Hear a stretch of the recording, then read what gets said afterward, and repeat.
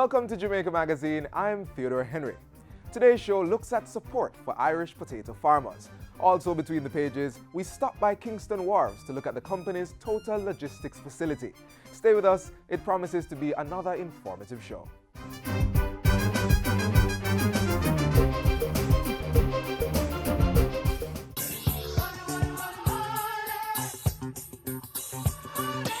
The media landscape is awash with commercials offering a variety of loans, but consumers be cautious about these seemingly attractive deals.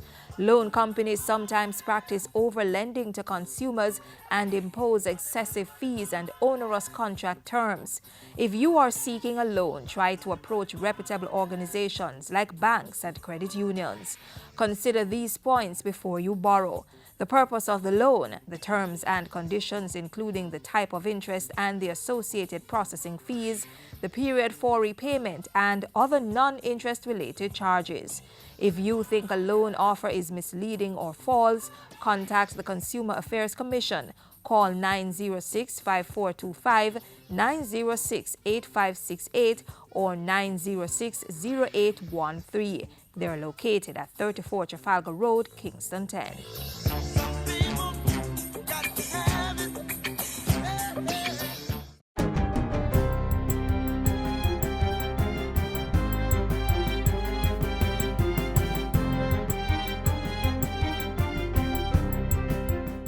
Good day, I'm Stephen McHugh, and this is your JIS News for Friday, January 27. To ensure that Jamaica continues on its growth path, Prime Minister Andrew Holness says government is speeding up public sector transformation. He argues that red tape has been hindering the island's progress in attracting investments in key areas such as business process outsourcing and shipping logistics. The Prime Minister cites a recent meeting with Israeli shipping company Zim, which wants to expand its 45-year-old logistics relationship, but is finding customs and tax regulations prohibitive. It makes no sense that Jamaica is centrally located as very close to all the shipping routes, and companies who want to locate their businesses here for logistics purposes find that our tax system does not endear or support them in doing so. We are literally just throwing away that advantage.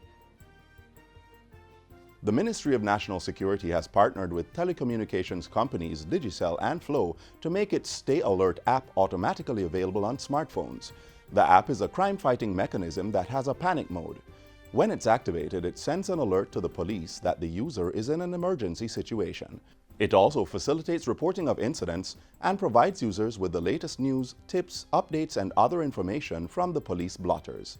National Security Minister Robert Montego says the app, which was launched in February 2014, already has over 40,000 downloads. With this partnership, we hope to move to about 1 million in very, very short order. So I want to congratulate both Flow and Digicel for preloading onto the phone and also making it charge-free. So even if you don't have any credit on your phones and there's an incident, you can use the app. You can get in touch with the police. Minister Montego says the preloading mechanism will become available shortly. He was speaking at a joint press briefing with Digicel and Flow held at his ministry on Thursday. General Manager of Digicel Business Brian Bennett-Easy says the application and over 30 government websites can be accessed on Digicel's network free of cost. Head of Product Support at Flow, Troy Cockings, says persons should consider the application as a personal security feature and download it to their smart devices. The user-friendly software can be accessed at the Google Play Store. The iOS version will be available shortly. 12 additional areas of forests totaling 1,862.74 hectares are to be declared as forest reserves. This follows approval of the Forest Reserves Orders during Tuesday's sitting of the House of Representatives. Minister without portfolio in the Ministry of Economic Growth and Job Creation, Darrell Vaz, tabled the orders. He says providing legal protection of forested areas through the declaration of these lands as forest reserves is in keeping with the government's drive to conserve the country's biodiversity. Protecting these areas will help to reduce pressures on our forests, biological diversity, promote sustainable use, and support livelihoods. 6 of the forest reserves are to be located in Hanover. They are the Hazelim Forest Reserve, Cocoon Castle Forest Reserve, Newfound River Forest Reserve, Burnt Ground Forest Reserve, and the Trial Forest Reserve, which is the only private property to be declared. St. Thomas will be home to another 2 protected areas, Blue Mountain 2 and Bowden Pen Forest Reserves. The others are the Horse Guard Forest Reserve in St. James, Bogue 2 Forest Reserve in St. Anne, Amity Mountain Forest Reserve in Westmoreland, and the Oxford Forest Reserve in Manchester.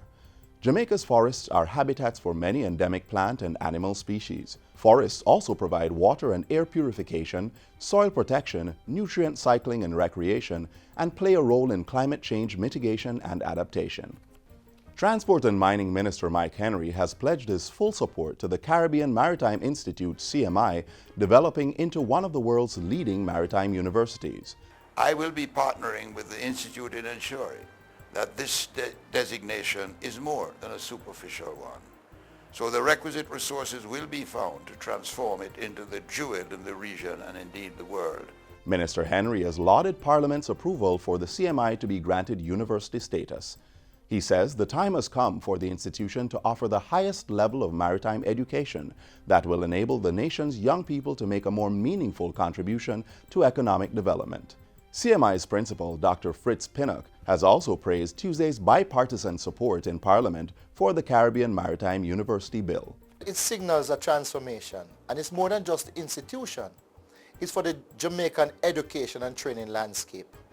It's going to be a major change. And finally, Prime Minister Andrew Holness has expressed deep sadness at the passing of sporting great and broadcaster Lloyd Lindbergh Lindy delapena. Mr. delapena, who was 89 years old, died peacefully at his home Thursday morning. Prime Minister Holness says Mr. delapena will be best remembered for his sterling contribution in the fields of sports and broadcasting. Lindy delapena broke barriers by becoming the first Jamaican to play professional football in England in 1948. Following his illustrious sporting career, he later headed the sport department at the now-defunct Jamaica Broadcasting Corporation, JBC.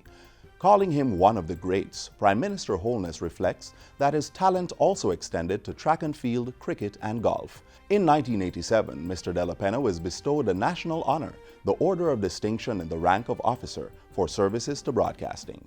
Lindy delapena is survived by his 2 daughters. And that's it for JIS News Today. I'm Stephen McHugh. Thanks for watching.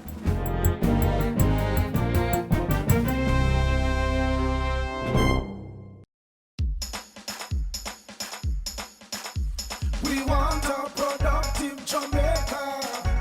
We are not productive Jamaicans. Productivity to move forward on this land. Productivity, that's the way to go, we should understand. Productivity is the way to go for all us Jamaicans. Small business, big business, old and young, we are tell every woman and man.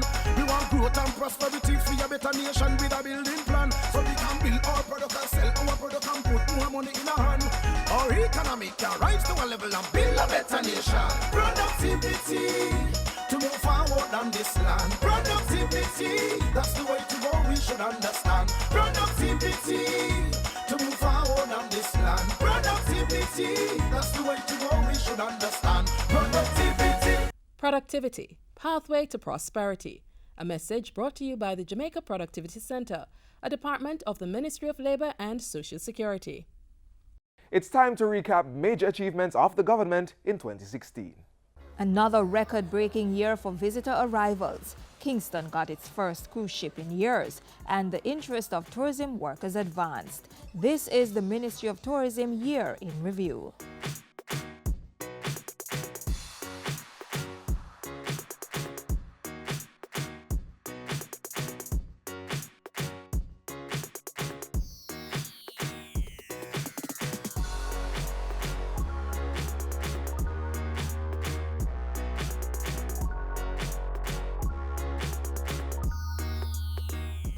With the increase in tourist arrivals, earnings from the sector also surpassed that of 2015, amounting to more than $2 billion. The tourism sector's successes in the past year were largely due to interventions by the ministry. The ministry penetrated new markets in Latin America and Eastern Europe and relaxed visa regimes between Jamaica and countries in those areas. A multi-destination marketing arrangement was also implemented with countries such as Cuba, Mexico, and the Dominican Republic. Timeshare vacation schemes became a formal part of Jamaica's tourism product offering last year when the Timeshare Vacations Act came into effect on May 1. Market offerings was further diversified after the Jamaica Tourist Board signed a memorandum of understanding with home sharing company Airbnb. In Jamaica, the home sharing accommodation service has some 2,300 active hosts and 4,000 active listings scattered across the island, and the marketing is growing. The Jamaica Tourist Board was also instrumental in the hosting of Jamaica House Rio, a promotional initiative held during the staging of the 2016 Summer Olympics. The hospitality hub assisted in the growth of brand Jamaica in Brazil and Latin America.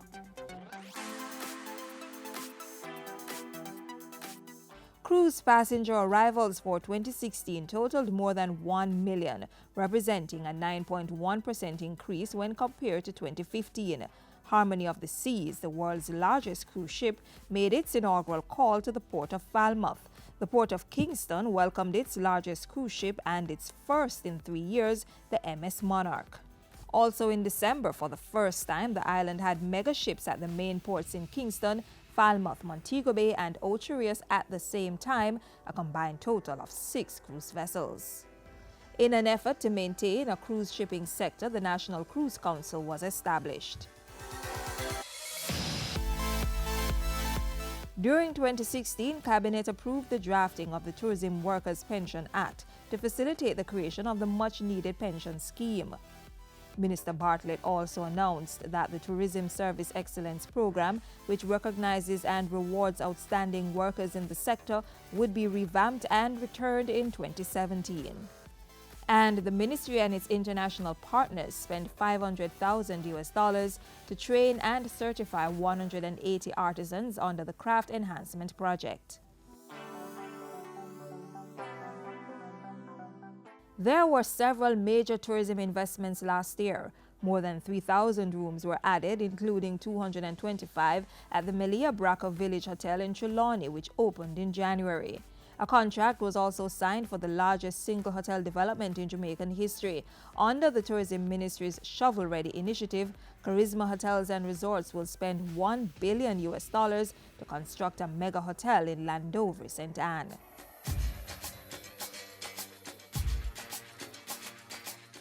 In 2016, the Tourism Ministry continued development works to improve visitor experience in Ocho Rios and Falmouth, while 12 beach parks across the island are being renovated.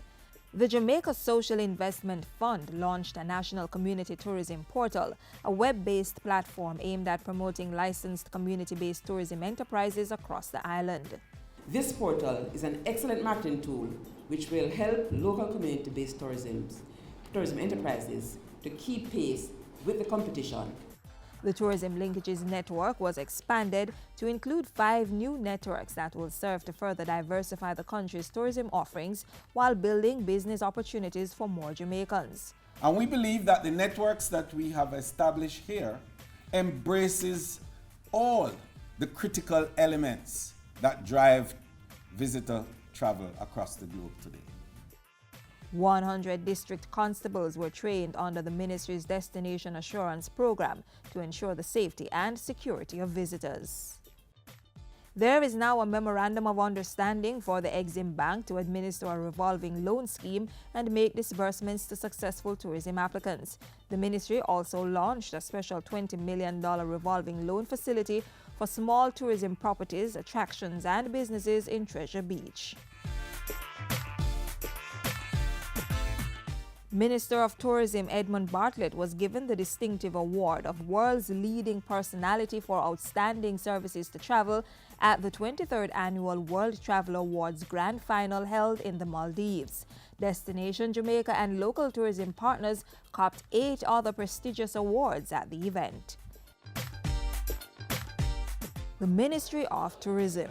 building the sector while expanding new markets and advancing the interest of tourism service men and women.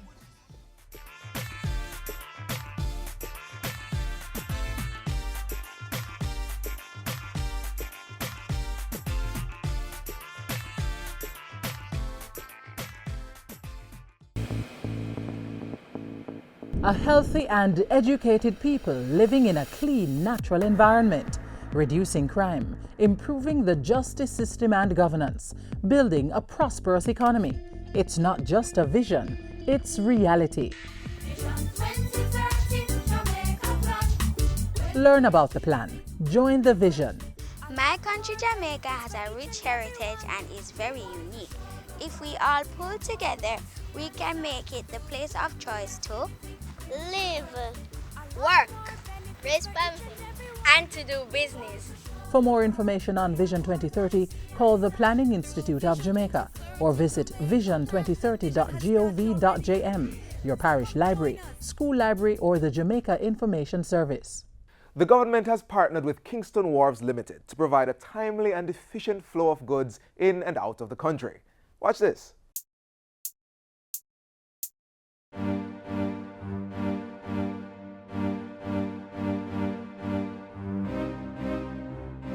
Major private sector investments are being rolled out in support of Jamaica's quest for robust economic growth.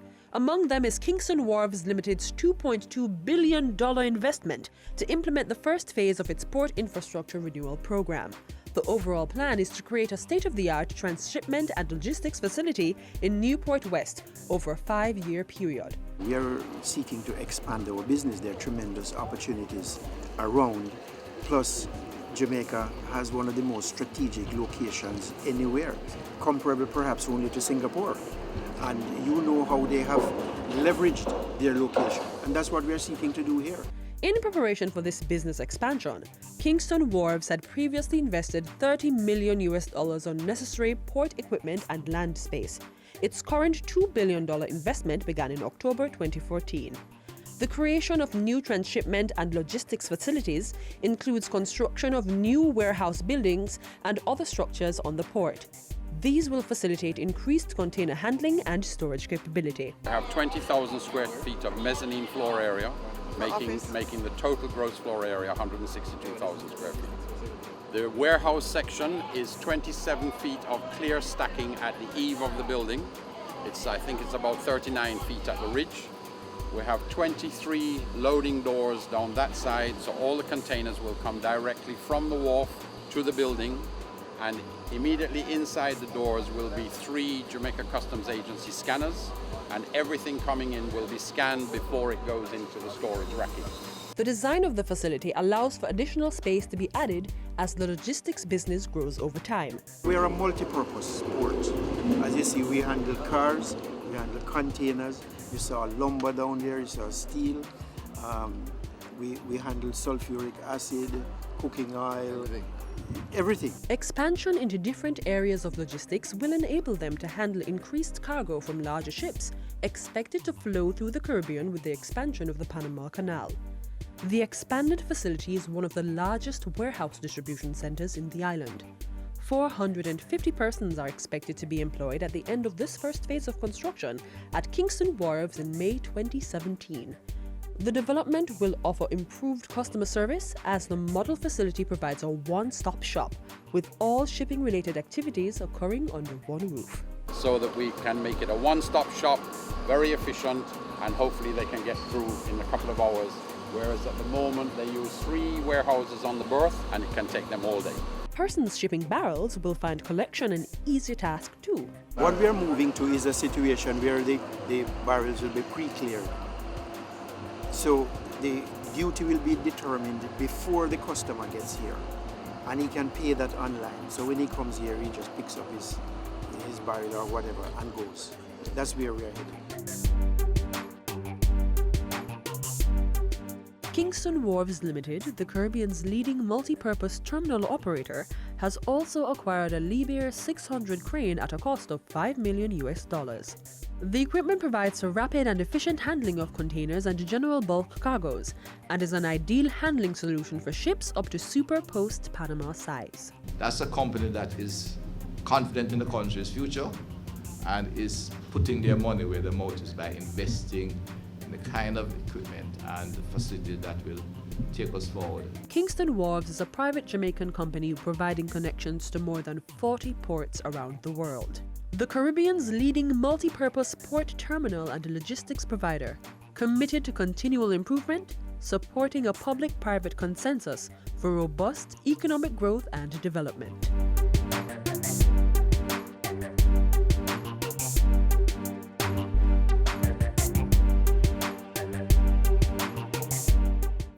Nobody want to plant the corn. Everybody want to read the band. Who you are go blame it on when it's a next man you are deep in pan. Well, you're wrong.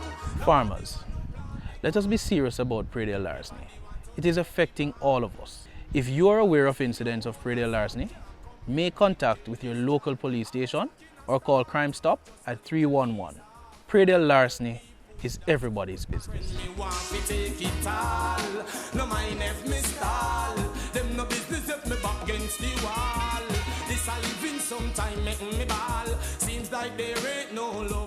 Dinner tables are in want of Irish potatoes. Mashed potato is a staple for many, especially on a Sunday. The Agriculture Ministry is aware of this need and has organized a push to improve on the quality and quantity of the produce. Take a look. Farmers getting to know each other, sharing ideas and best practice methods, building a network that will collectively produce to meet local demand and reduce imports.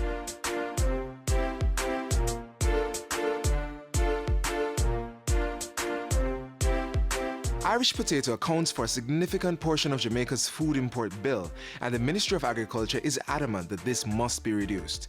To support this, the Youth in Agriculture program funded by the Rural Agricultural Authority, or RADA, has engaged over 200 persons in Irish potato production. Under this program, which now has a women's component, 100 acres have been initially targeted for production.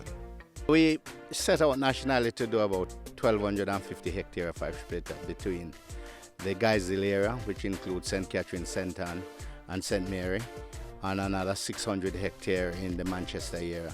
In the interim, targeted farmers have received training, seeds, chemicals, and assistance with land preparation. That land preparation included plowing, rotivating, rowing, molding, trenching. And to get the farmers learning from others in the field, an exchange program was organized by RADA between farmers of Guyshill and the Christiana Belt. In March 2014, some of these young farmers from Manchester, St. Elizabeth, Clarendon and Trelawney journeyed to St. Mary and St. Anne to participate in a knowledge-sharing exercise. This had them touring other farms to observe operations and best practices from senior farmers in the business. We chose some of the best farmers like Mr. Sital to take other farmers to learn best practices. The farm will get farmers together, so they will be no longer strangers. They'll exchange telephone numbers, they'll be able to talk to each other, replanting material, re-equipment, re-market, re-storage, and deepen the whole process of Irish potato culture in Jamaica to cut back on the import. The farmers are expected to apply the information they have gathered on their farms for quality yield and increased production. We caught up with a few of them to hear of the experience and the lessons they learned. Well, we spray potato. We scatter the lizer without blinding it. Get into the program, learn us that we're supposed to blind the lizer before we drop the seed on the land.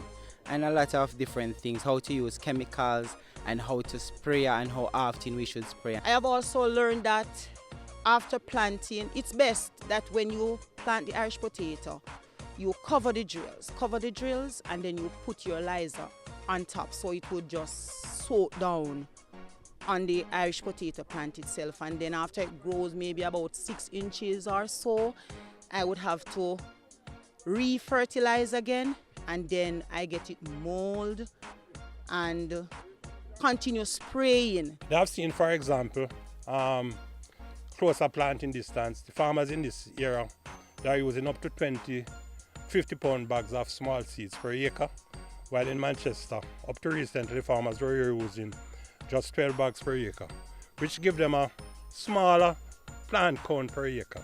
And that will result at the end of the day with a lower production. So I think the whole exchange trips will play a dividend in the short to medium term. Last year I only did, I could only afford to do 5 50-pound bags. And this year, through the program, I could be able to plant an acre. So it has allowed me to expand production. I am hoping also that we could not only use this approach as part of our teaching approach for farmers that are doing Irish potato, but we could do it for other crops. The Youth in Agriculture program is a grant-funded program costing some $7 million with part sponsorship from local companies. Since 2001, more than 102,000 young persons have been trained and prepared to become leading farmers of tomorrow and key planners in the agriculture sector. And this is one of RADA's efforts to get new people in as a replacement stock for aging farmers and for an employment push for young people who can't find jobs. And the women are right beside them. I want to be one of Jamaica's biggest women farmer. So I got myself involved in this program, and I hope as I grow and as I continue to move along with the team, I hope to become better and even better. And with the technology transfer from the Irish Potato Farmers Exchange Program, these farmers will be even more committed to take on the challenge and join the many others who are increasing crop production to meet local demand.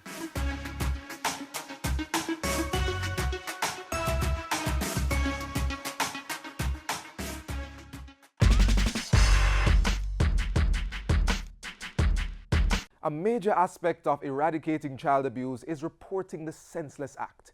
Whether you are a friend or a relative, a neighbor or a school administrator, if you know of a child who is being abused, report it. Remember, persons who know or suspect that a child is being abused and fail to make a report are liable upon summary of a conviction before a resident magistrate. They can face a fine not exceeding $500,000 or imprisonment for up to 6 months or both. The Office of the Children's Registry, OCR, operates a toll-free number, 1-888-PROTECT, which is used for reporting of known or suspected child abuse cases.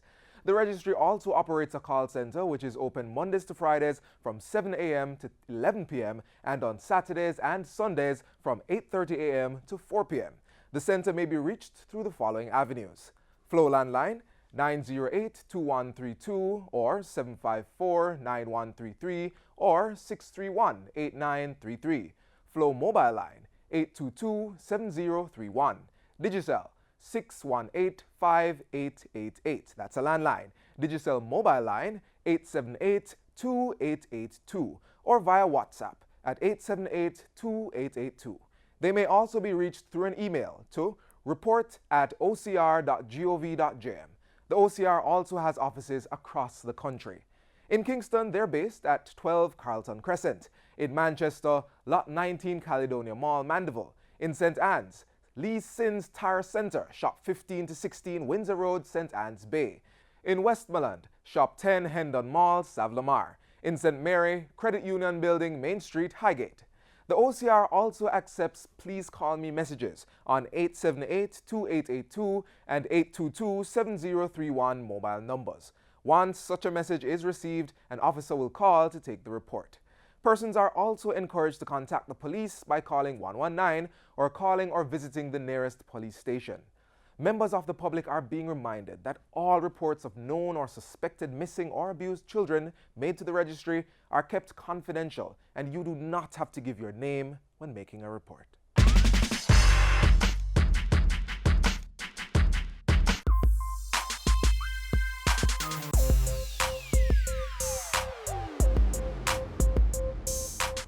We've come to the end of today's program. We sign off from your television screens, but the information continues to flow on our social media pages. For more on agriculture and other relevant news, click on our YouTube channel, Twitter, and Facebook pages. You may also download our Google app to always stay in the know. Until next time, I'm Theodore Henry. You have yourselves a wonderful weekend.